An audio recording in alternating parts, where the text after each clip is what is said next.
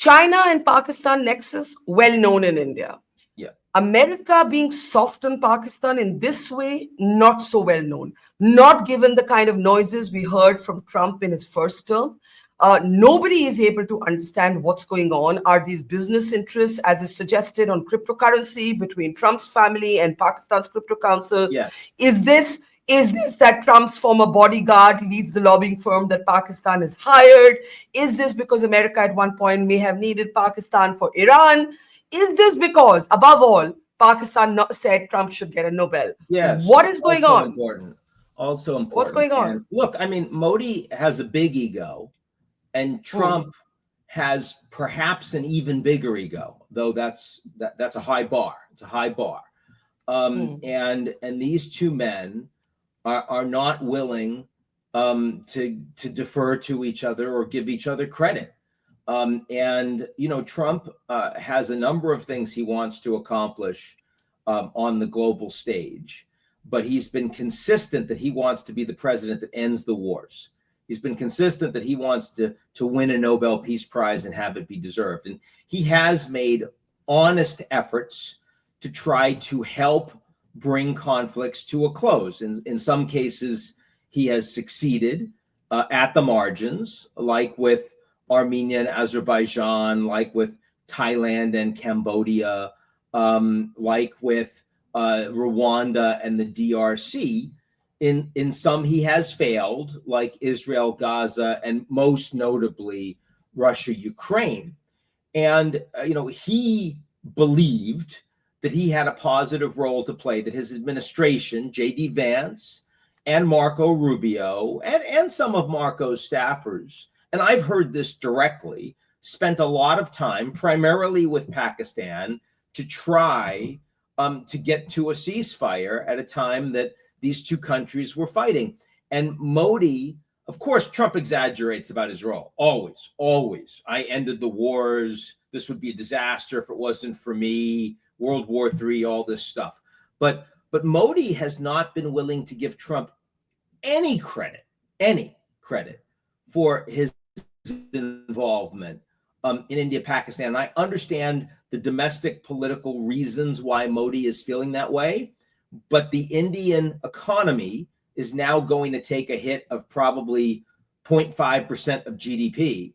And a big part of that is because Modi's not willing to suck up to Trump in a way that almost every other world leader has been willing to. And so that's Modi's ego having a direct effect on the Indian economy. And, you know, look, Trump's ego has an effect on all sorts of things. Is it fair that other countries should have to defer to Trump's ego? It's not fair. It's just the United States is more powerful. So, I mean, that's kind of what's going on here. So let me try and give you the view from India on this business of not giving Trump credit for Operation Sindoor. Yeah. You know, I remember the day Trump suddenly announced that he had supposedly mediated this ceasefire between India and Pakistan. Yeah. He made the announcement, firstly, before India could come out and make a statement. And I think that was seen by India as a kind of direct affront to India as a sovereign nation. Point one, you know, had he just maybe said... Would not be the first time Trump has done something like that to a friend.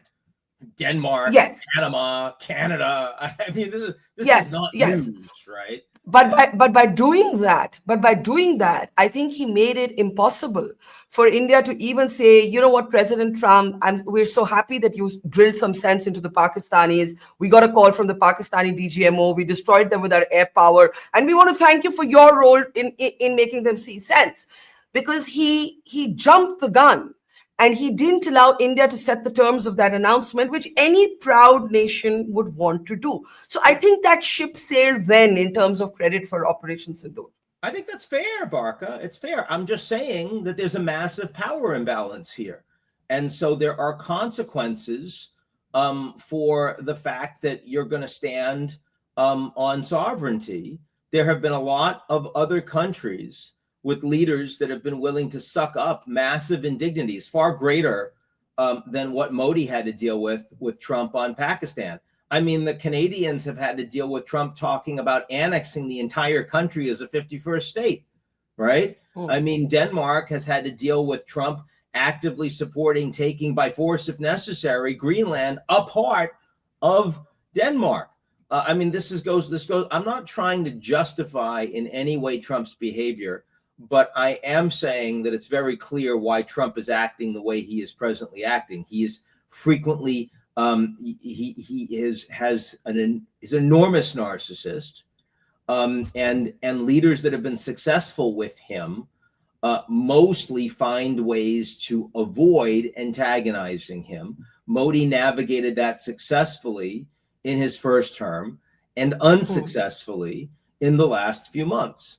And that's the reality. I think that, Barkha, I think India has every right to be annoyed, upset, offended by the fact that Trump essentially wanted to play, the adult against the squabbling children who don't really matter to him. That Trump is the big guy, is the adult that fixes it.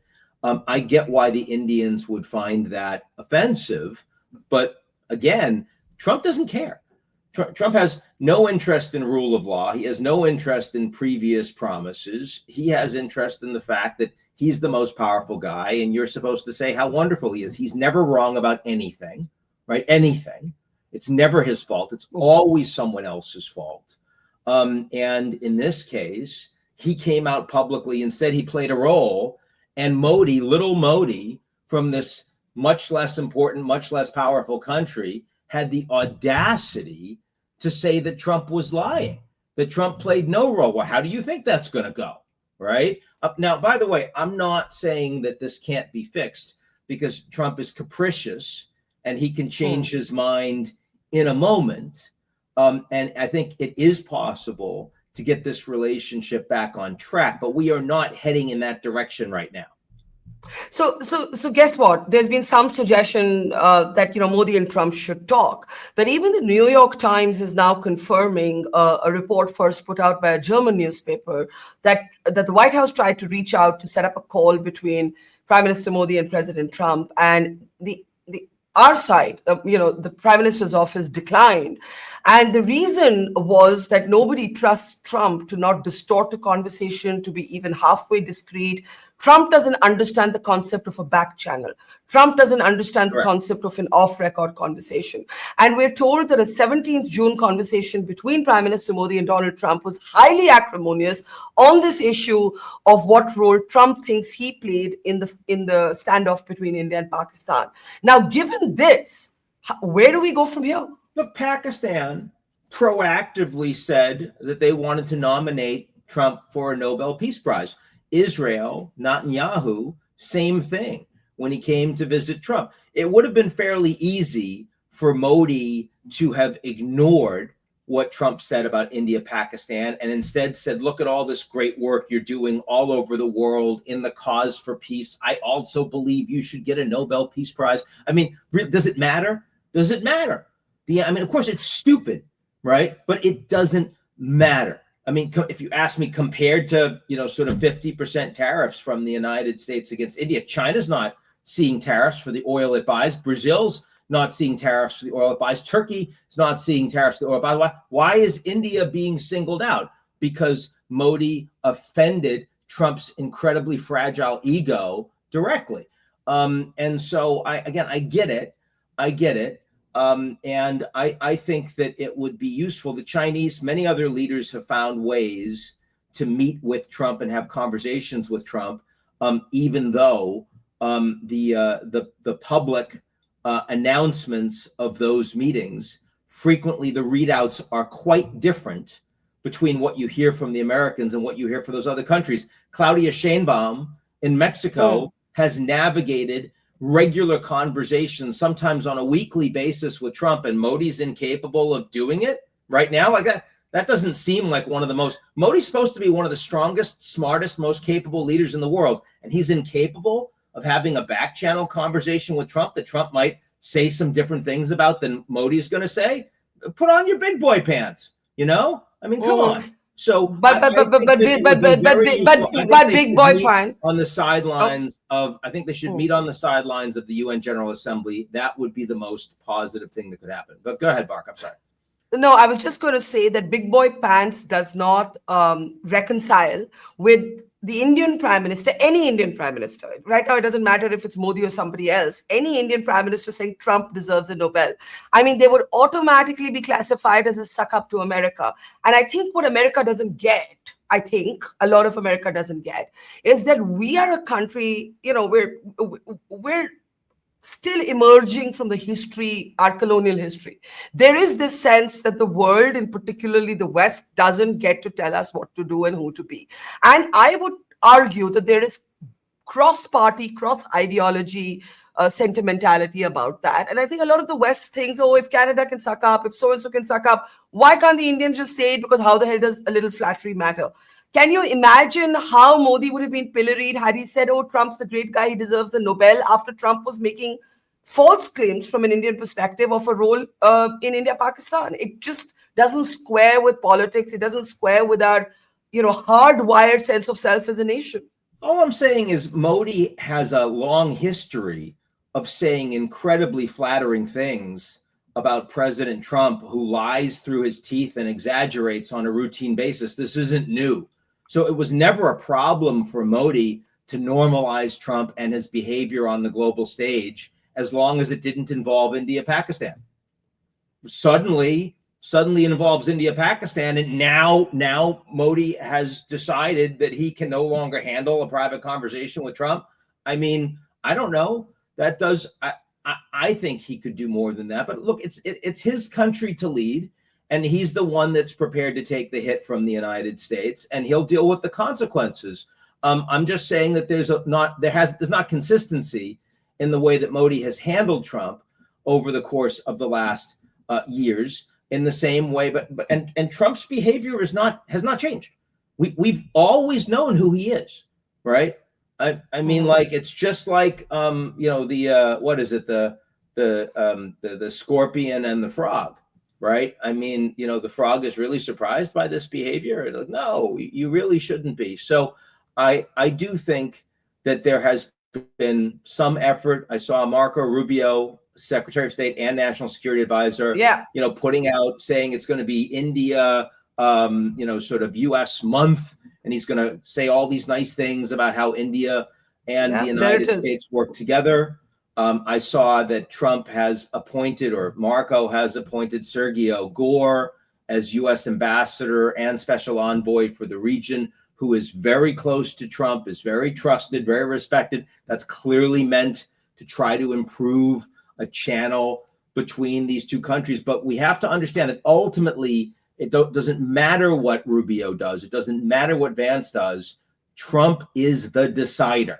And if he doesn't get to a better relationship with Modi, then we're not going to fix this tariff situation.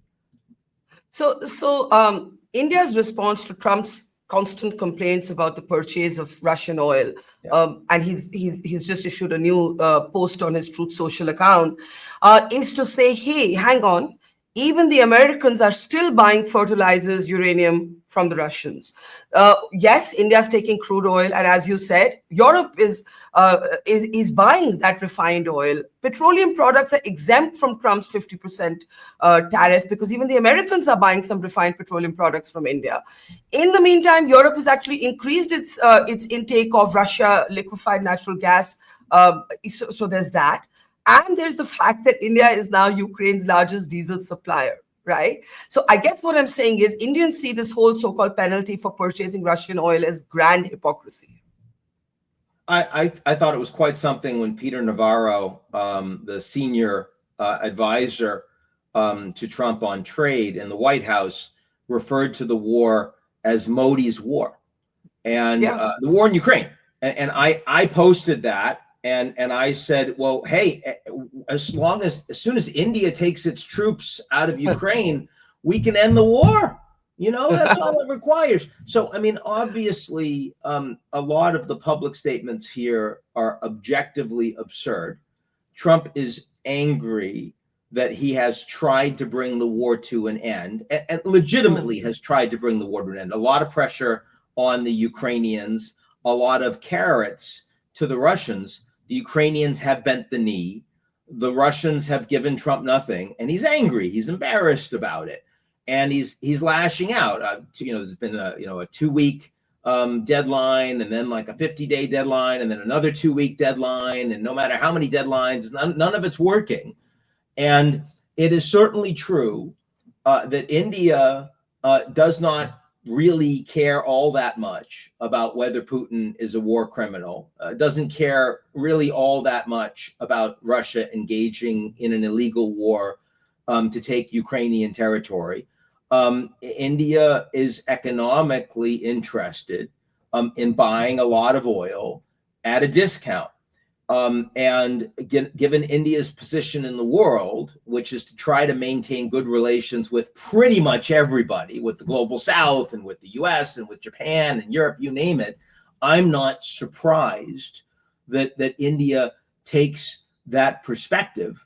It is also true that there are other countries in the world, many other countries, that are buying lots from Russia, most of the global South, but also even the United States, not oil and gas, but the United States is buying uranium and fertilizer still today from Russia. And that's not necessary. If the Americans wanted to really cut off the Russians completely, they wouldn't sanction just India, they'd sanction China too. But unlike India, China's a lot more powerful. China has the willingness and capacity to cut the Americans off in terms of critical minerals. The India's problem is that it doesn't have the ability to punch Trump in the face the way the Chinese do. And so as a consequence, China's tariffs from the US came off, and now the Americans are trying very hard to secure a summit with Xi Jinping and to build a deal with him.